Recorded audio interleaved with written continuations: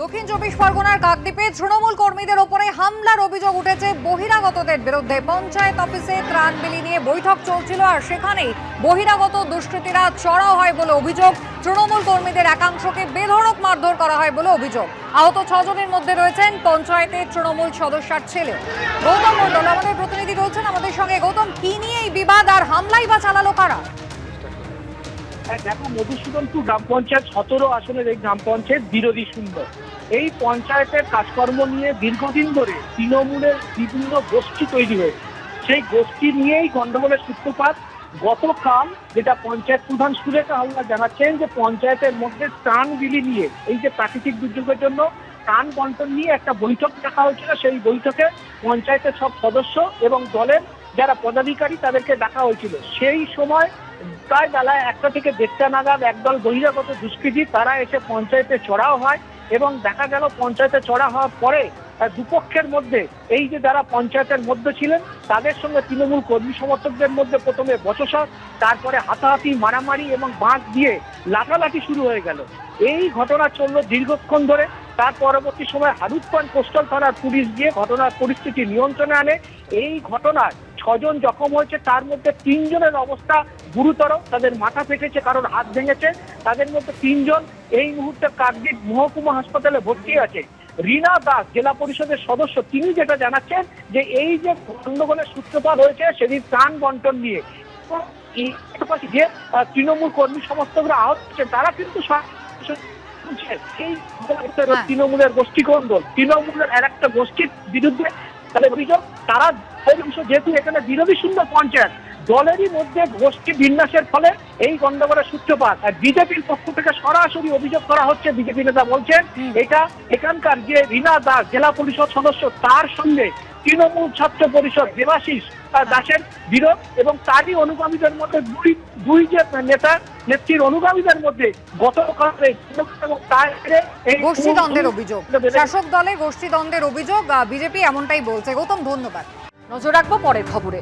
উত্তর চব্বিশ পরগনার খড়দায় আগ্নেয়াস্ত্র ও কার্তুজ উদ্ধার। রাতে তল্লাশি অভিযানে উদ্ধার 4টি আগ্নেয়াস্ত্র, উদ্ধার 9mm পিস্তল ও দেশি বন্দুক। পুলিশের অভিযানে বাজেয়াপ্ত 17 রাউন্ড কার্তুজও।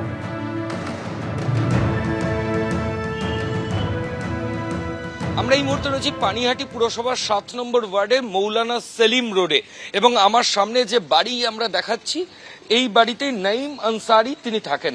গতকাল রাতে এখানেই খড়দা থানা এবং কামারহাটি থানা তারা জয়েন্টলি একটা তল্লাশি অভিযান চালায় এবং বিপুল অস্ত্র এই বাড়ির ভেতর থেকে রিকভারি হয়েছে। ব্যারাকপুর পুলিশ কমিশনারেটের তরফ থেকে বলা হচ্ছে যে 5 রাউন্ড ইম্প্রোভাইজড কান্ট্রিমেড 5টি ইম্প্রোভাইজড কান্ট্রিমেড পাইপ গানস পাওয়া গেছে। এছাড়াও 4 রাউন্ড 8mm লাইভ অ্যামুনিশনস পাওয়া গেছে, 5 রাউন্ড .38 লাইভ অ্যামুনিশনস পাওয়া গেছে, 3 রাউন্ড 7.62mm লাইভ যে অ্যামুনিশনস সেটা পাওয়া গেছে, এবং 1 রাউন্ড .318 লাইভ অ্যামুনিশনস সেটাও ওই বাড়ি থেকে রিকভারি হয়েছে। ঠিক কী কারণেই নাইম আনসারি বাড়িতে এত অস্ত্র এবং সেগুলো মজুত করে রেখেছিলেন সেটা এখনো পর্যন্ত অস্পষ্ট। ব্যারাকপুর পুলিশ কমিশনারেট বলছে যে আজকে সকাল 7:35 তাকে অফিসিয়ালি অ্যারেস্ট শো করা হয়েছে। বিপুল অস্ত্র এই বাড়ি থেকে পুলিশ আধিকারিকরা রিকভারি করেছেন এবং আজকে সকালেই নাইম আনসারিকে এই গোটা ঘটনায় অস্ত্র আইনে অ্যারেস্ট করে তাকে ব্যারাকপুর কোর্টে পুলিশ আধিকারিকরা প্রডিউস করবেন এবং নিজেদের হেফাজতের জন্য আবেদন জানাবেন যে এই অস্ত্র তিনি কোথা থেকে পেলেন, কি কারণে তিনি প্রকিওর করেছিলেন নিজের কাছে। এই গোটা বিষয়টা খড়দা থানার পুলিশ আধিকারিকরা তদন্ত করে দেখছেন। ক্যামেরা অতনু কুণ্ডুর সঙ্গে ময়ূখ ঠাকুর চক্রবর্তী, এবিপি আনন্দ, উত্তর 24 পরগনা। আপনারা শুনলেন যে খড়দায় অস্ত্র উদ্ধারের ঘটনায় নঈম আনসারি বলে এক ব্যক্তিকে গ্রেপ্তার করেছে পুলিশ। আর এই ব্যক্তি প্রসঙ্গে অর্জুন সিংহ তিনি দাবি করছেন যে খড়দায় অস্ত্র উদ্ধার কাণ্ডে ধৃত নঈম তৃণমূল কর্মী। মমতা ব্যানার্জির রাজ্যে এখন এদেরকে বিজনেসম্যান বলা হয়, যারা এই অস্ত্র রাখছে, অস্ত্র ব্যবসায় করছে।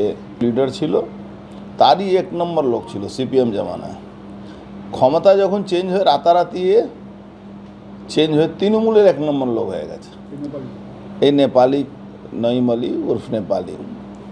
আর অফিসিয়ালি ব্যবসা করে, আমি জানি না অতদিন পরে পুলিশ কি করে জানে। অফিসিয়ালি ব্যবসা করে, সরকার যার থাকে তার সঙ্গে থাকে, সরকারি নেতাদেরকে অস্ত্রশস্ত্র দেয়, সরকারি লোকগুলোকে সব ব্যবস্থা করে। ধরা পড়েছে আমার যতটুকু বুঝতে পারছি, কোনো এজেন্সি কোনো ফোন ট্র্যাপ করে পেয়েছে, এজেন্সি ইনপুটের উপরে এরা ধরতে বাধ্য হয়েছে।